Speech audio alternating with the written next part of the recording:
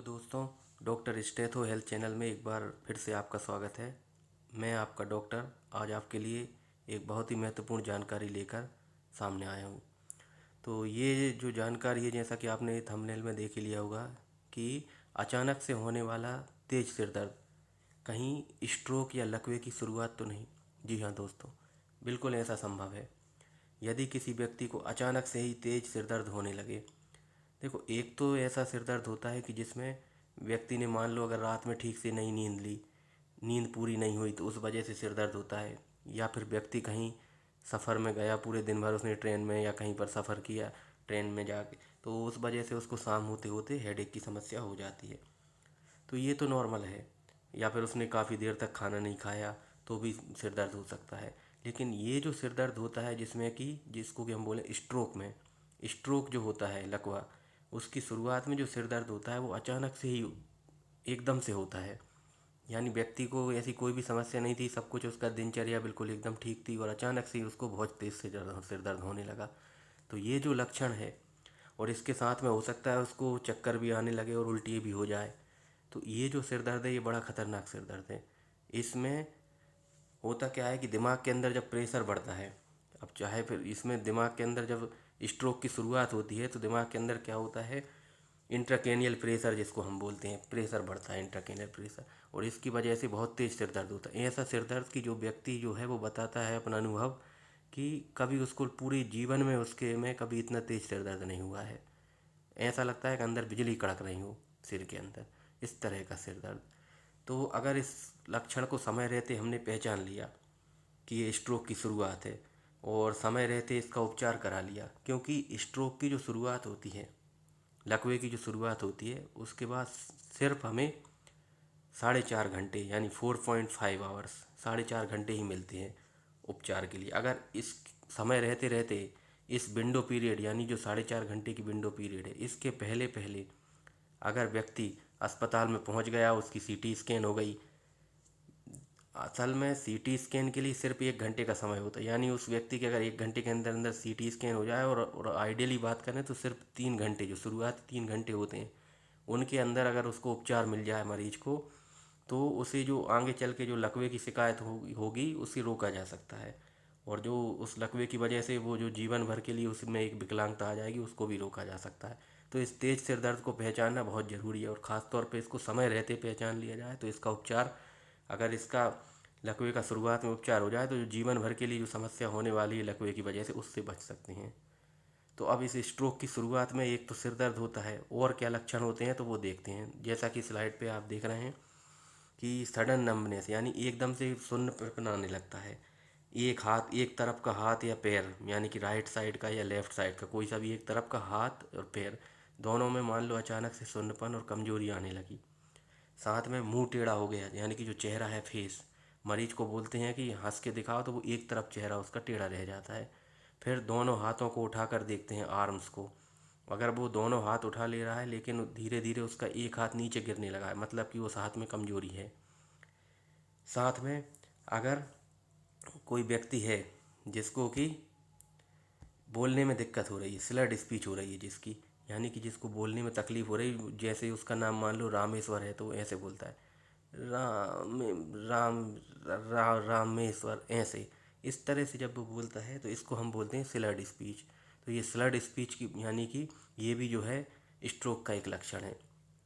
फिर उस व्यक्ति को चक्कर आ सकते हैं, उल्टी हो सकती है, और कई बार तो आँखों से धुंधला दिखना चालू हो जाता है, क्योंकि ब्रेन के अंदर, मतलब जो है क्रेनियम के अंदर, जो जिस इंट्राक्रेनियल प्रेशर जब बढ़ता है सिर के अंदर, तो उस वजह से उस व्यक्ति को, और साथ में जो है बहुत तेज़ सिर दर्द होता है साथ में, और साथ में एक या फिर दोनों आँखों से उसको धुंधला दिखना चालू हो जाए। कई बार तो एक के दो दिखने लगते हैं, जिसे हम डिप्लोपिया बोलते हैं, यानी एक ही व्यक्ति को दो दिखेंगे, तो डिप्लोपिया भी हो सकता है। फिर व्यक्ति अचानक से चलते चलते गिर भी सकता है, कई बार तो अचानक से चलते चलते गिर जाता है। तो इस तरह से जो है शुरुआत को हम पहचान सकते हैं। तो ये एक सिम्टम, ये एक जो है, इसको हम इंडिकेट करते हैं फास्ट, जहाँ पे एफ का मतलब है FAST, फास्ट। एफ का मतलब फेस, यानी हमें चेहरे को देखना है।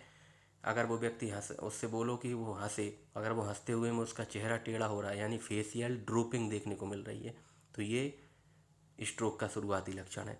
फिर एफ के बाद ए आता है आर्म्स। अगर उसके दोनों हाथों को ऊपर उठाने के लिए बोलो, पूरा ऊपर, और अगर उसका एक हाथ धीरे धीरे नीचे आने लगे तो ये भी एक स्ट्रोक की शुरुआत हो सकती है।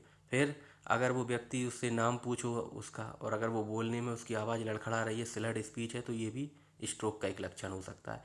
और एस के बाद टी, फास्ट में जो सबसे आखिरी में आता है टी, टी फॉर टाइम, यानी कि टाइम सबसे इम्पोर्टेंट है, क्योंकि लकवे की शुरुआत से लेके उसका पूरी तरह से उपचार होने के बीच में, यानी जो एक पूरा जो विंडो पीरियड होता है वो सिर्फ और सिर्फ 4.5 घंटे का होता है, 4.5 आवर। इसके अंदर अगर मरीज को उपचार मिल गया तो हम उसको जो जीवन भर के लिए जो विकलांगता होने वाली है उससे रोक सकते हैं। फिर स्ट्रोक 3 तरह का होता है। एक तो होता है इस्चेमिक स्ट्रोक, जिसमें दिमाग के अंदर कोई ब्लड वेसल जो होती है सप्लाई करने वाली, उसमें थक्का अटक जाता है, यानी जो हमारे कोलेस्ट्रॉल होता है, कोलेस्ट्रॉल बढ़ा हुआ रहता है, तो जो चर्बी, जिसको हम बोलें कि ऐसा मोम की तरह वैक्सी सब्सटेंस, मोम की तरह सब्सटेंस, वो जब हमारी ब्लड वेसल को चिप से पूरी तरह से चिपक के और उसको ब्लॉक कर देता है, तो दिमाग के एक हिस्से में ब्लड की सप्लाई नहीं हो पाती। और चूंकि हमें पता है कि जो दिमाग के अंदर जो न्यूरॉन सेल्स हैं, जिनको हम न्यूरॉन्स बोलते हैं, न्यूरॉन्स को के लिए ऑक्सीजन और ग्लूकोज की सप्लाई ब्लड के ही थ्रू होगी।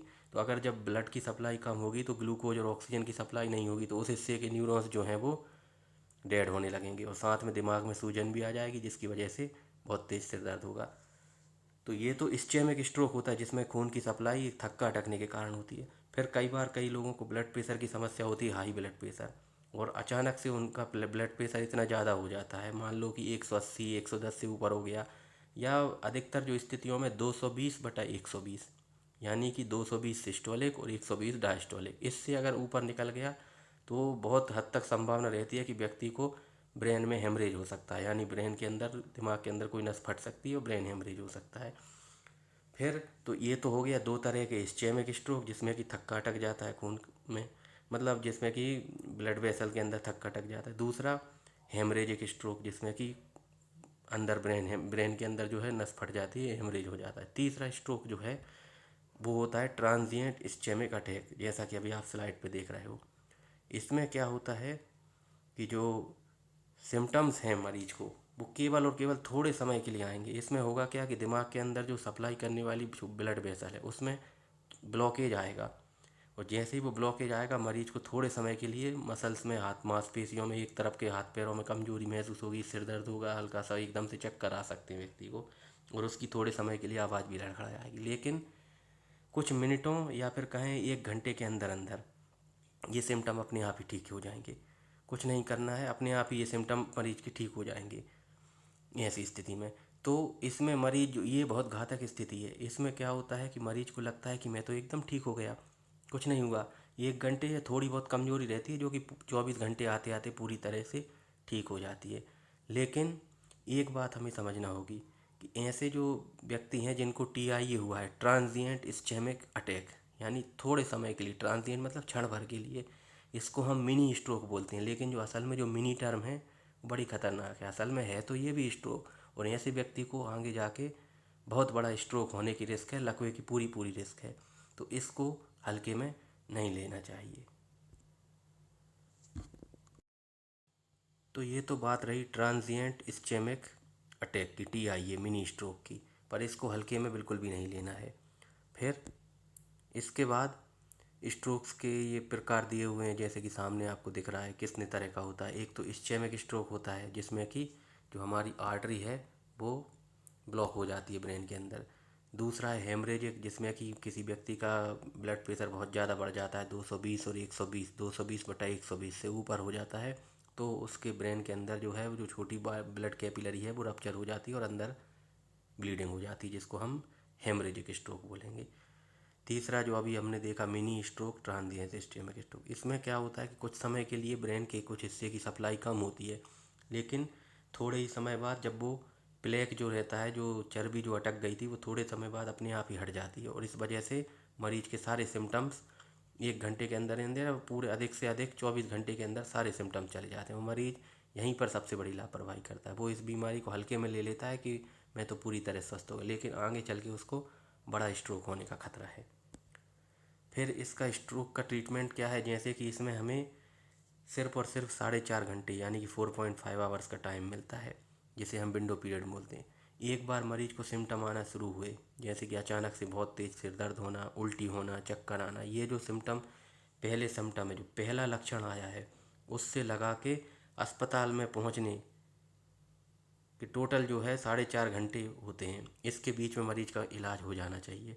अब इसके लिए करेंगे क्या कि अगर जैसे इस्चेमिक स्ट्रोक है तो इसमें हम क्या करेंगे, मरीज को खून पतला करने की दवाइयाँ, क्योंकि जो थक्का अटक गया है, जो जो ब्लड वेसल जो है, ब्रेन की ब्लड वेसल है, उसके अंदर जो क्लॉट अटका हुआ है उसको गलाना पड़ेगा।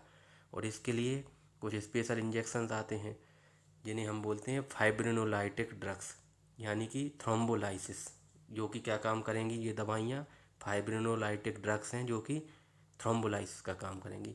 तो ऐसे मरीज को हमें थ्रोम्बोलाइज करना पड़ेगा, यानी जो थ्रोम्बस बन गया है, थक्का बन गया है, उसको गलाने वाली दवाई। अब इसमें जो दवाई, जो इंजेक्शन का यूज करते हैं हम, इंट्रावीनस इंजेक्शन, उसको हम टिश्यू प्लाज्मिनोजन एक्टिवेटर क्लास की दवाई होती है, और इस इंजेक्शन का नाम होता है एल्टीप्लेज, या फिर अगर एल्टीप्लेज नहीं है तो टेनेक्टिप्लेज। ये दोनों जो है वो थक्के को गलाने के लिए इनका उपयोग किया जाता है। लेकिन इसका इस्तेमाल तभी करना है जब मरीज 3 घंटे के अंदर अंदर, यानी पहला लक्षण शुरू हुआ, उसके पहला सिम्टम आने के अगर मरीज 3 घंटे के अंदर अंदर आ गए तो ही इसको देना है, या बहुत से बहुत 4.5 घंटे के अंदर अंदर भी मरीज अगर आ गया है तो उसको जो है उपचार दे देना है इन इंजेक्शन के द्वारा। और ये इंजेक्शन खून को एकदम पतला बना देंगे, एकदम थक्के को गला देंगे, खून एकदम पतला हो जाएगा। तो इस वजह से ब्लीडिंग होने का भी रिस्क रहता है, कि हो सकता है अचानक से व्यक्ति को नाक में से खून आने लगे, पेशाब के रास्ते खून आने लगे, लेटरिन के रास्ते खून आने लगे, या फिर हो सकता है मुंह में से अचानक खून आने लगे।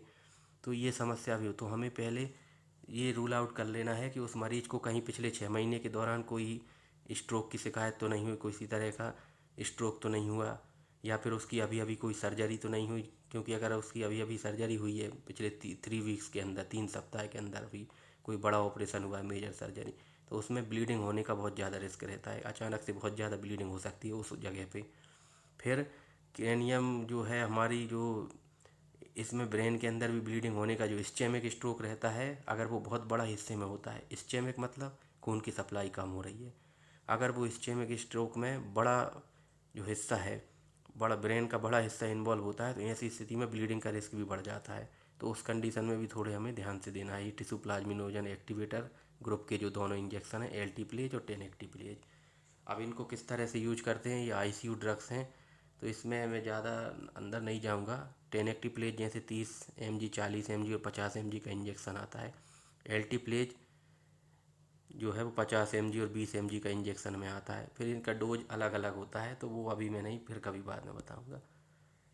ये सब आईसीयू का मैनेजमेंट होता है, मरीज को आईसीयू में रख के और वहाँ पर उसका उपचार होता है। और साथ में जो दिमाग में सूजन आई है, जिसकी वजह से सिर दर्द हो रहा है, उस दिमाग के अंदर जो सूजन आई है, सेरिब्रल एडिमा, उसको कम करने के लिए भी कुछ दवाइयाँ दी जाती हैं, जैसे कि मैनीटोल वगैरह हुआ ये सब।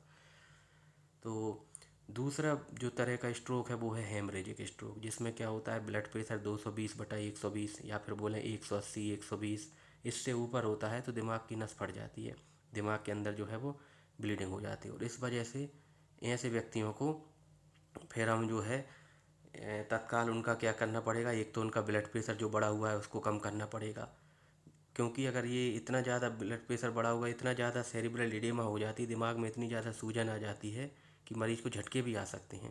तो ऐसी स्थिति में, और सूजन को कम करने के लिए, क्योंकि ब्रेन जो जिस बॉक्स में फिट है हड्डियों के, उस बॉक्स के अंदर जगह तो लिमिटेड है, अगर ब्रेन में सूजन आएगी तो वो फैलेगा कहाँ, जगह नहीं है।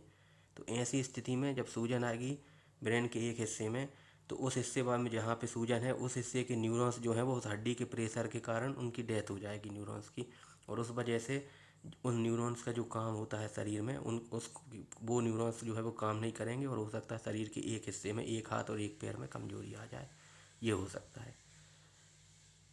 फिर ब्लड प्रेशर कम करने की दवाई देंगे, और इंट्राक्रेनियल प्रेशर कम करने के लिए भी दवाई देंगे, इस तरह से। और कई स्थितियों में तो जब बहुत बड़ा हेमरेज होता है, बहुत दिमाग के एक बहुत बड़े हिस्से में जब ब्लड फैल जाता है, यानी कि दिमाग के बड़े हिस्से में जब जो है ब्लीडिंग हो जाती है अंदर ब्लड प्रेशर बढ़ने की वजह से, तो ऐसी स्थिति में उस ब्लड को निकालना होता है ताकि जो दिमाग में सूजन आ रही है वो कम हो जाए। तो उसके लिए फिर सर्जरी करना पड़ती है। तो ये भी आईसीयू, और ये तो ऑपरेशन थिएटर वाले प्रोसेस। तो दोस्तों आज मैंने आपको बताया कि किस तरह से स्ट्रोक को जो है हम समय रहते अगर पहचान जाए तो उसका पूरी तरह से इलाज हो सकता है, और साथ में उसके वजह से जो हमें जीवन में पूरे जीवन में जो समस्याएं आएंगी आगे लकवे की वजह से, उसको भी रोका जा सकता है। तो दोस्तों अगर आपको वीडियो पसंद आया हो तो इसको लाइक करें और चैनल को सब्सक्राइब भी करें।